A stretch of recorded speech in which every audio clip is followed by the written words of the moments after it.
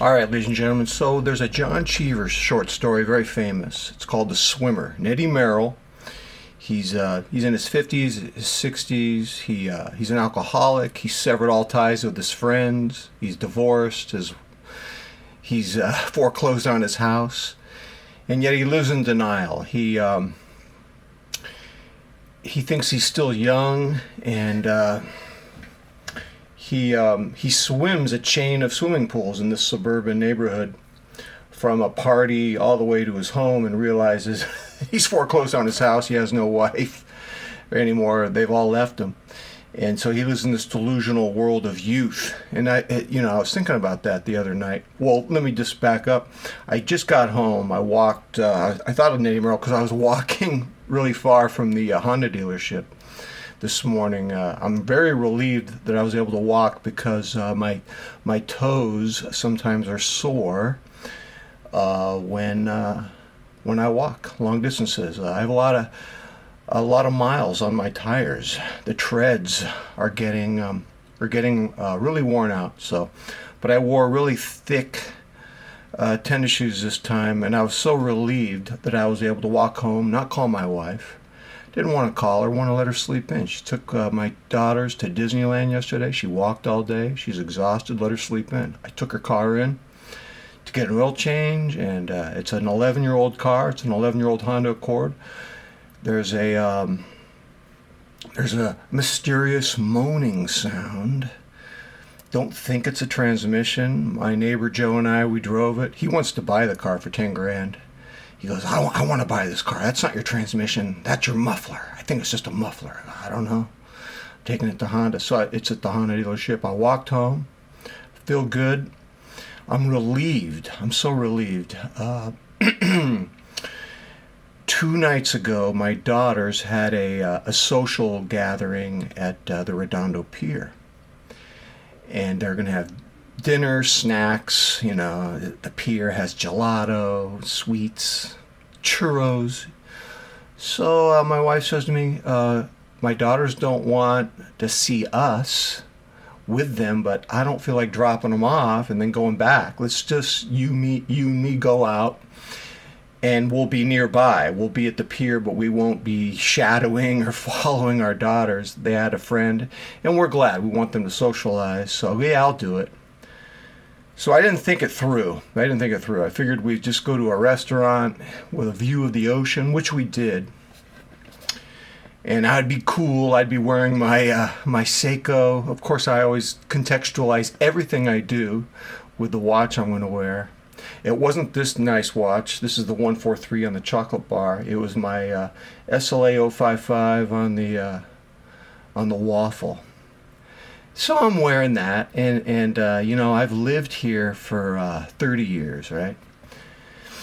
And it's like I get out of the car in the underground parking garage at the Redondo Pier, and I immediately smell urine-soaked cement everywhere. Everything seems to be in a state of decay. And then I start merging with the decay, like, I'm old, this place is old. Everything felt old, including me. It's like I'm a fixture of Redondo Beach. I'm part of this aging, deterioration, dilapidation process. It was a very morbid thought. My wife looked gorgeous. Her skin was glowing. I don't even know if she wears makeup or not. I always tell her not to wear it. She doesn't need it. I always say that to my daughters. You're natural beauties. Anyways, my wife looked so young and beautiful. I felt old and fat. I weigh 235, big deal. I lost 5 pounds. I think when you're trying to lose weight, I think the first 5 pounds are kind of a freebie. It's just water slop. So yeah, I'm 235, but I feel really fat. And I'm wearing flip-flops, and as we go up the stairs in the garage, I immediately feel a pain in my toes. I feel fat and old and ugly, and I go, what's going on? I'm having a beautiful social... There was a malaise, and I couldn't shake it off. So my wife goes through this elaborate process to pay for the underground parking with the machine. I'm looking at her going, I don't know how to do that. I saw some tourists from another country trying to figure it out, and I was going, oh, maybe we should help them. But so we go to this, even the restaurant, you had to go up these wooden stairs. It was like a sky bar. I don't know, some kind of a sky bar. We get a nice view of the ocean. But the stairs were creaking. I thought they were going to break.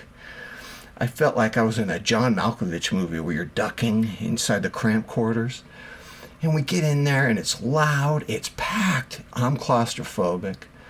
My wife gets an old-fashioned and a whiskey sour. I'm drinking Diet Coke because I can't hold alcohol. We get fish tacos, shrimp tacos. They're okay. They're not great. I knew it wouldn't be that great. And I feel like I'm a fixture of Redondo Beach, man. I've lived here forever. I've aged with all these structures. Everything's aging and dilapidating. And this young restaurant employee with a French accent, an attractive 23-year-old woman, comes up to my wife and me. Can I take a picture? Can I take a picture so you get a free postcard? I go, what? What are you talking about? And she wanted to just take a picture of us and a Polaroid, and we'll get a free postcard of the place. Sure, why not? So I pose with my wife. I make sure my watch is in the picture because I'm a geek. And I didn't see her again. I didn't want to see her. I don't like being photographed, but I let them do it. I thought I'm so vain. I thought they're gonna put it up on the wall with the celebrities because I'm a celebrity. And then we go down the creaky stairs into the main restaurant, and the lady approaches me. My wife was in the restroom, and she gives me the free photograph, and she also has a bigger one that she wants me to pay for. And my wife comes out at that time, and I look at my wife, what's going on? She goes, oh no, we don't need that, my wife says very graciously to the young woman. And then my wife says, she probably thought you and I were tourists. I was so offended by that. Me, a tourist, some young whippersnapper thinks I'm a tourist. I own this city, man. I've aged with this city. I was so offended. And then my daughters are texting my wife and telling my wife that we need another hour to kill because they're having fun. They're taking photographs of the sunset. And so my wife wants to look in little tourist shops for hats, for sun hats. And I'm following my wife around. I'm limping. My toes are so... I wore flip-flops, man. Huge mistake, man. For those with toe problems, plantar fasciitis, I was looking at my SLA055. And I was saying, this isn't saving me. No, it's not. So definitely I would love to lose weight. I would love to lose weight, and will always wear tennis shoes when I go to when I go to outdoor events because I can't walk with flip-flops. Losing weight, as you can imagine, is extremely difficult. I mean, I've eliminated salad dressing, which is very calorie dense. You go out to a restaurant, a salad will have more calories than a cheeseburger or a barbecue chicken sandwich on rolls and bread because that salad dressing is insane. You can get like 600-800 calories just from the salad dressing.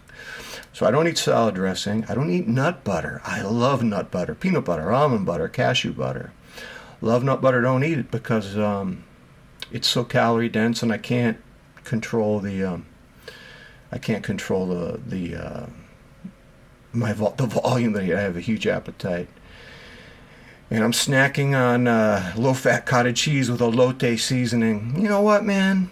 It's still hard because I'm always hungry. I'm always that high school football player with a giant appetite. I'm that young high school weightlifter who can eat anything I want and be ripped. I'm Nettie Merrill living in a world of an illusion as the world decays around me. So I don't even know what I'm going to title this video, man. I was going to go home and write a whole essay about the event, but then I decided to experiment, try to make this improvisational, extemporaneous. I don't know. So that's my life in Redondo Beach. I don't need some young whippersnapper taking photographs of me as if I were a tourist. I own this city. All right, until next time I'm out.